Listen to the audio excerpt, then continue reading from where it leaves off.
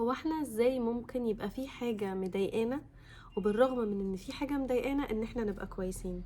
ازاي ممكن نحقق حاجة زي دي؟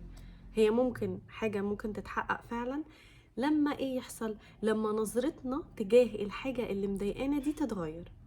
تعالوا كده لما احكي لكم قصة ليها علاقة بيا انا شخصيا، حصلت معايا السنة اللي فاتت وهي موجودة السنة دي، ولكن المنظور بقى مختلف تماما لما أنا غيرت وجهة نظري تجاه الحاجة دي، لما غيرت أنا شايفة المشكلة دي إزاي.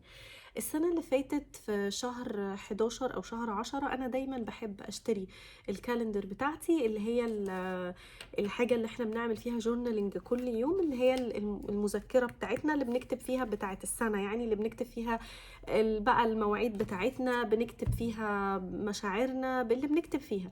فانا دايما كل سنه بشتريها في شهر 10 وشهر 11.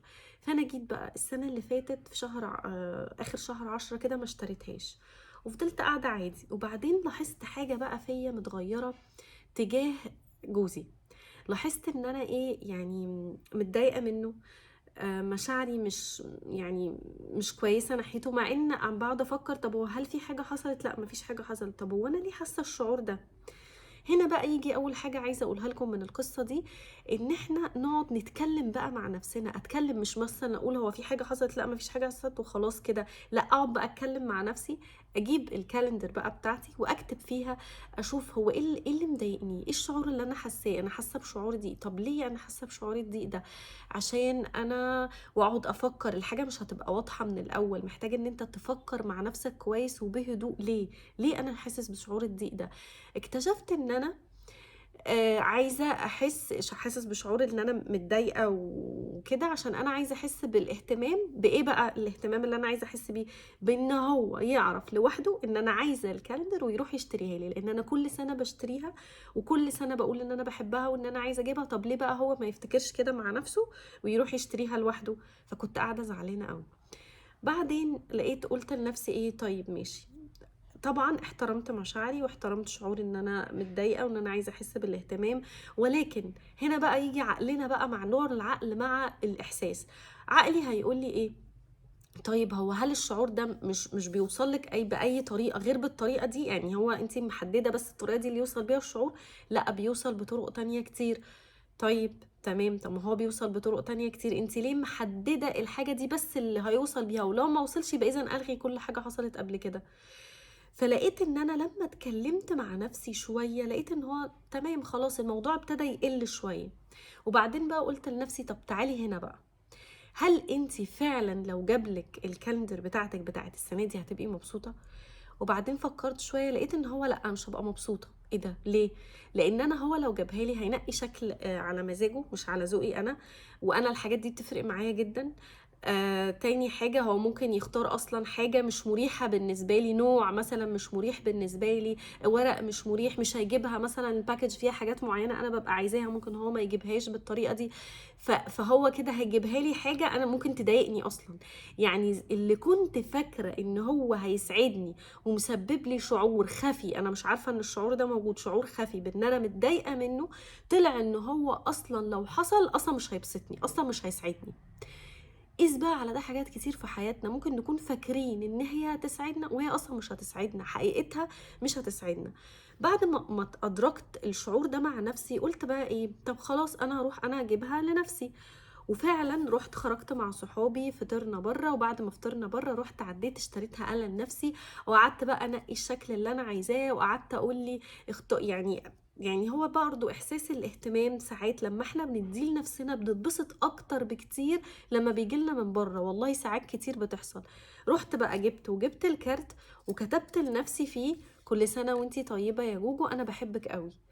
وبقيت بقى كل يوم وانا بمسك الكالندر على مدار السنة كلها انا قاعدة بفكر نفسي، انا اديت الاهتمام لنفسي، انا عرفت افهم نفسي، انا عرفت ان انا اوجه الشعور اللي متضايق جوايا ده وافهمه كويس واحلله، وبالعكس اطلع بيه بحاجه تفيدني انا على مستوى حياتي انا، ان انا ما يحصلش مثلا خلافات او ما يحصلش حاجات. وكمان على مستوى الناحيه التانية ان انا اديت نفسي اللي ناقصني، انا اديتني الحاجه اللي انا اصلا محتاجاها. دي حاجة برضو عايزاكم تعرفوها، ان ساعات كتير حتى لو انا قعدت واتكلمت مع نفسي ولقيت الشعور ده مثلا مش زي ما انا ما لقيت ان الاصل فعلا هو العكس تمام، لا لقيت ان الاصل ان انا عايزة مثلا اسمع كلمة، عايزه اسمع كلمه حلوه، مثلا انا عايزه ان انا حد مثلا غالي عليا زي اختي، صاحبتي، حد قريب مني، عايزه اهتمام، عايزه اشوف اهتمام وعايزه اشوف ده، ولكن انا مش عارفه ان انا اشوف ده منهم، فخلاص انا اديه لنفسي، اطبطب على نفسي، اعمل لنفسي اللي انا عايزه اعمله لنفسي. فدي كانت الحاجه دي. بعدين بقى السنه دي بقى اللي اتغير تماما السنه دي، ان انا من السنه دي بقى لما جت خلاص ما بقتش افكر بنفس التفكير بتاع السنه اللي فاتت. السنه دي بقى اما اشوف هيعمل ايه ومش هيعمل ايه وايه اللي هيحصل، لا ما بقتش افكر بتفكير السنه اللي فاتت، رحت من نفسي وجبتها. ولكن بقى عدلت حاجة على اللي عملتها السنة اللي فاتت، وحاجة خلتني بقيت سعيدة جدا. ايه هي بقى؟ ان انا لما رحت عشان اشتريها، انا ما رحتش لوحدي، خدت مين بقى معايا؟ خدت بنتي معايا. انا كنت قلت لكم في فيديو قبل كده ان انا بعلم ليلى، عندها 7 سنين، انا بعلمها ان هي تكتب يعني تعمل عادة الامتنان وتكتب كل يوم 3 حاجات حلوة بالليل قبل ما تنام. طبعا بعلم ابني الكبير كده، بس هو مش لسه، يا ربنا يهديه يا رب ويعملها، بس لسه ما وصلناش لده معاه، ولكن وصلت مع ليلى. فبقيت قلت لها ايه، برافو عليكي يا ليلى، انت كمكافاه ليكي، عشان هي بقى لها كتير قوي بتكتب فعلا، قلت لها انا هشتري لك كالندر زي اللي بشتريها لنفسي، بالبوكس وبكل حاجه هجيبها لك يا ليلى عشان انت تستاهلي.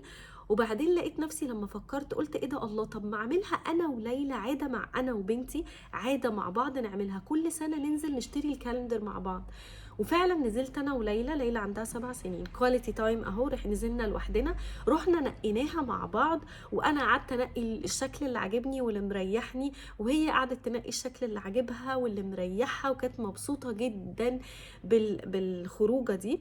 وبعدين بعد ما خلصنا ده، احنا كنا رايحين كده كده نجيب عشان في حاجات هي محتاجاها، فجبت لها بيجامه وجبت لنفسي زيها بالظبط، وقلت لها خلاص يا لولي، احنا قبل ما السنه ما تبدا هنلبس انا وانتي البيجامز زي بعض، وهنمسك الكالندرز بتوعنا. بصوا هي دي بتاعتي ودي بتاعت ليلى.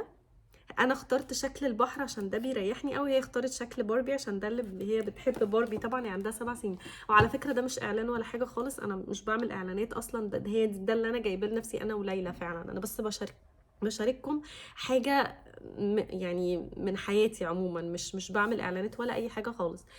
وبعدين بعد اليوم ما خلص لقيت ليلى متحمسه قوي، وانا كمان لقيت نفسي مبسوطه جدا ان انا خلقت عاده هتدوم ما بيني وما بين بنتي على مدار السنين، بقى ان احنا كل سنه بقى ليا صاحبه قريبه مني هي بنتي، هننزل نجيب الحاجه دي مع بعض. فاللي حصل بقى السنه اللي فاتت، الله اكبر الله عظيم، اللي حصل السنه اللي فاتت واللي حصل السنه دي، هو كل الاحداث زي ما هي ثابته، كل حاجه زي ما هي ثابته، ولكن اللي اتحرك هنا ايه؟ منظوري ورؤيتي انا للاحداث دي. عشان كده ممكن الاحداث اللي حوالينا تفضل بتوجع، تفضل بتضايق، تفضل بتألم، ولكن امتى هغيرها تماما لحاجه اصلا ممكن تسعدني؟ ان انا نظرتي للحاجه دي بقت عامله ازاي. وممكن يكون المثل اللي انا قلته يبان بسيط جنب مثلا حد تاني حصل له مشاكل او حاجه او كرب او حاجه كبيره قوي، ولكن هفكركم تاني بكتاب ربي اكرمن، هم برضو كان عندهم مشاكل كبيره في حياتهم وتحديات صعبه قوي، ولكن التحديات دي فضلت موجوده معاهم، اللي اتغير وجهه نظرهم تجاه التحديات دي. ساعات احنا مفهومنا وترجمتنا للواقع هي اللي بتجيب لنا امراض، هي اللي بتتعبنا، تفسيرنا للواقع مش الواقع نفسه هو اللي بيكون مؤلم ومتعب، ولكن نظرتنا تجاه الواقع ده هو اللي بتكون مؤلمة ومتعبة. اتمنى يكون الفيديو ده عجبكم، هو بسيط، عبارة عن تجربة شخصية بشارككم بيها، ولكن الموضوع والله على قد ما هو بسيط على قد ما هو مهم جدا جدا جدا. انا تقريبا في الكتاب بتاعي اللي جاي ده اتكلمت عنه في شابتر كامل عن البرسبشن او عن وجهة النظر، لان هي والله بتفرق جدا، ممكن تمرض انسان وممكن تخلي انسان يترقى بالنمو النفسي بتاعه والنمو وراحته النفسية وسعادته لو هو بس غير وجهة نظره. اتمنى ان انتوا تخلوا بالكم جدا من نظرتكم للامور، شوفوا انتوا بتشوفوا الحاجة ازاي، اكتبوا لي في الكومنتس ايه هي الحاجة اللي اثرت معاكم في القصة دي، ولو لسه ما عملتش سبسكرايب يا ريت لو تعمل سبسكرايب، واشوفكم الفيديو الجاي على خير. باي.